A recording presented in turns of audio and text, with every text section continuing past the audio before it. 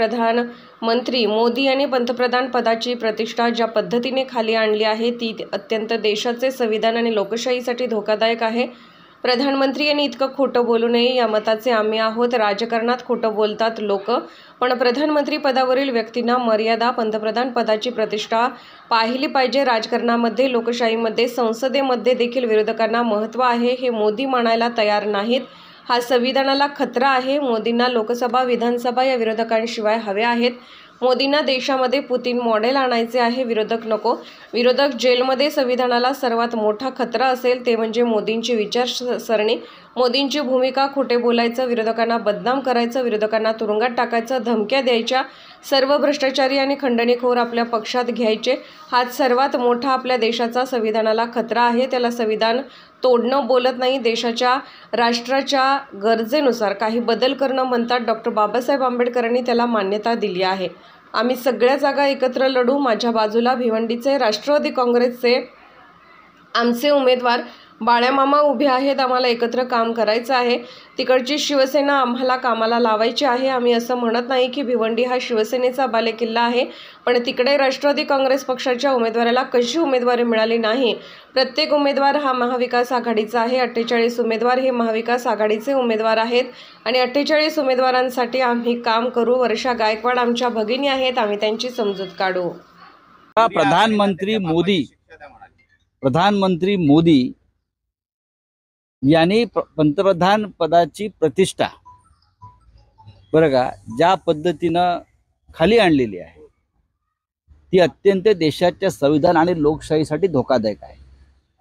प्रधानमंत्र्यांनी इतकं खोटं बोलू नये या मताच्या आम्ही आहोत। राजकारणात खोटं बोलतात लोक, पण प्रधानमंत्री पदावरील व्यक्तीनं मर्यादा पाळल्या पाहिजेत, पंतप्रधान पदाची प्रतिष्ठा पाळली पाहिजे।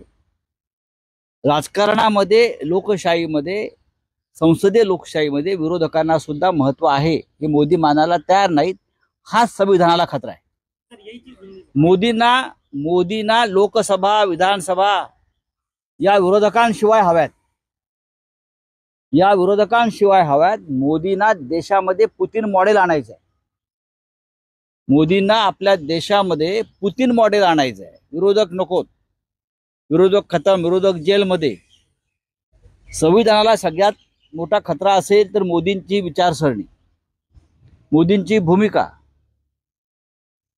खोटं बोलायचं, विरोधकांना बदनाम करायचं, विरोधकांवरती खोटे आरोप करायचे, विरोधकांना तुरुंगात टाकायचं, विरोधकांना धमक्या द्यायच्या आणि धमक्या देऊन सगळे भ्रष्टाचारी लोक, खंडणीखोर आपल्या पक्षात घ्यायचे। हाच सगळ्यात मोठा आपल्या देशाच्या संविधानाला खतरा आहे। गडकरी सुद्धा हेच म्हणाले की काँग्रेसने संविधान तोडलेलं आहे। 80 वेळा काँग्रेसने संविधान तोडण्याचे। त्याला संविधान तोडणं म्हणत नाही, त्याला गरजेनुसार, देशाच्या राष्ट्राच्या गरजेनुसार काही बदल करणं म्हणतात आणि डॉक्टर आंबेडकरांनी त्याला मान्यता दिलेली आहे। असं सांगली जागेमध्ये बोला झाला होता, त्यानंतर काल पुन्हा एकदा विश्वजित कदम यांनी पत्रकार परिषद घेतली आणि पुनर्विचार करावा, शिवसेनेने आणि आम्हाला जागा सोडावी, त्याचा पुन्हा एकदा साकडा घातला। बघा, विश्वजित कदम असतील किंवा विशाल पाटील असतील यांच्या भावना आम्ही समजून घेतो। काँग्रेस पक्षाचे ते जुने जाणते कार्यकर्ते आहेत। सांगलीमध्ये अनेक वर्ष ते पक्षाचं काम करतात। तरीही गेल्या काही वर्षापासून सांगलीमध्ये जातीयवादी शक्तींना ताकद मिळालेली आहे। आपण पाहिलं असेल, प्रत्यक्ष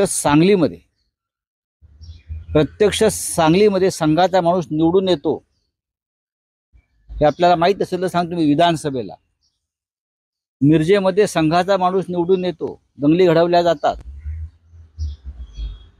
हे विश्वजित कदम आणि विशाल पाटील यांनाही माहिती आहे। गेल्या 10 वर्षापासून सांगलीमध्ये भारतीय जनता पक्षाचे खासदार निवडून येत आहेत, हे सुद्धा कदम आणि विशाल पाटील यांना माहीत असायला हवं। आणि त्यांच्याशी जर टक्कर घ्यायची असेल तर तिथे शिवसेनेचा उमेदवार लढणं गरजेचं आहे, ही जनभावना आहे।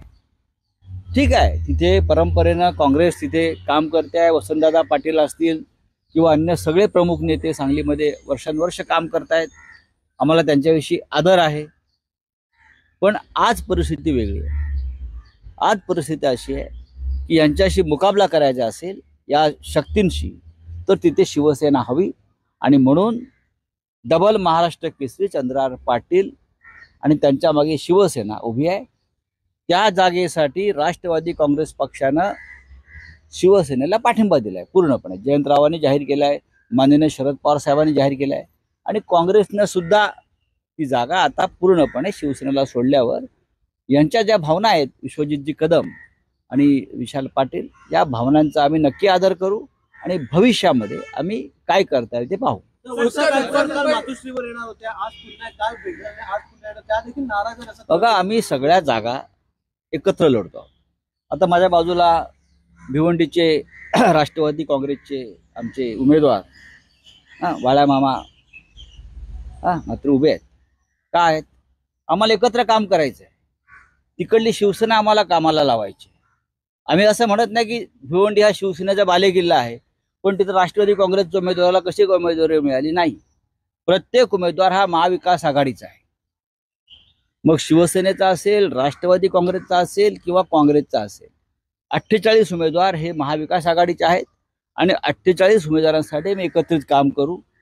वर्षाताई गायकवाड या आमच्या भगिनी आहेत, आम्ही त्यांची समजूत काढू. उत्तर मुंबईची जागा सुद्धा शिवसेनेकडे यावी यासाठी काही कार्यकर्त्यांनी, पदाधिकारी सुद्धा नेते आग्रही असतात. लोकांची मागणी आहे, ती जागा शिवसेनेनं तिथे आम्ही विनोद घोसाळकर यांना काम करण्यासंदर्भात लोकसभेचं आम्ही त्यांना उद्धवजींनी त्यांना गो अहेड दिलं होतं.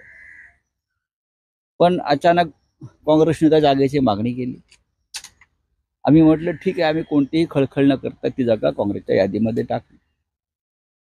पण ती जागा परंपरेनं ही शिवसेनेची आहे. दहिसर बोरिवली हा जो भाग आहे, तिथे जर शिवसेना जागा लढणार असेल तर 100% त्या जागेवर आम्ही विजय प्राप्त करू, हे आम्हाला माहिती आहे. पण आम्हाला कोणताही वाद नको असल्यामुळे आम्ही ती जागा काँग्रेसने मागितली, आम्ही काँग्रेसला दिली. सर, पण विनोद घोसाळकर यांना काँग्रेसकडून काँग्रेसच्या चिन्हावर लढवावं असं देखील ऑफर देण्यात असं होणार नाही. त्यांनी नकार दिला. असं होणार नाही. विनोद घोसाळकरांनी ढकललं तरी ते जाणार नाही. विनोद घोसाळकर असतील, आमचे अमोल, ते उमेदवार हा महाविकास आघाडीचा आहे.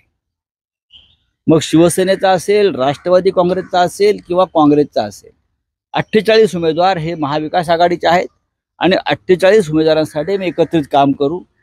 वर्षाताई गायकवाड या आमच्या भगिनी आहेत, आम्ही त्यांची समजूत काढू. उत्तर मुंबईची जागा सुद्धा शिवसेनेकडे यावी यासाठी काही कार्यकर्त्यांनी, पदाधिकारी सुद्धा नेते आग्रही असतात. लोकांची मागणी आहे, ती जागा शिवसेनेनं तिथे आम्ही विनोद घोसाळकर यांना काम करण्यासंदर्भात लोकसभेचं आम्ही त्यांना उद्धवजींनी त्यांना गो अहेड दिलं होतं. पण अचानक काँग्रेसने त्या जागेची मागणी केली. आम्ही म्हटलं ठीक आहे, आम्ही कोणतीही खळखळ न करता ती जागा काँग्रेसच्या यादीमध्ये टाकली. पण ती जागा परंपरेनं ही शिवसेनेची आहे. दहिसर बोरिवली हा जो भाग आहे, तिथे जर शिवसेना जागा लढणार असेल तर 100% त्या जागेवर आम्ही विजय प्राप्त करू, हे आम्हाला माहिती आहे. पण आम्हाला कोणताही वाद नको असल्यामुळे आम्ही ती जागा काँग्रेसने मागितली, आम्ही काँग्रेसला दिली.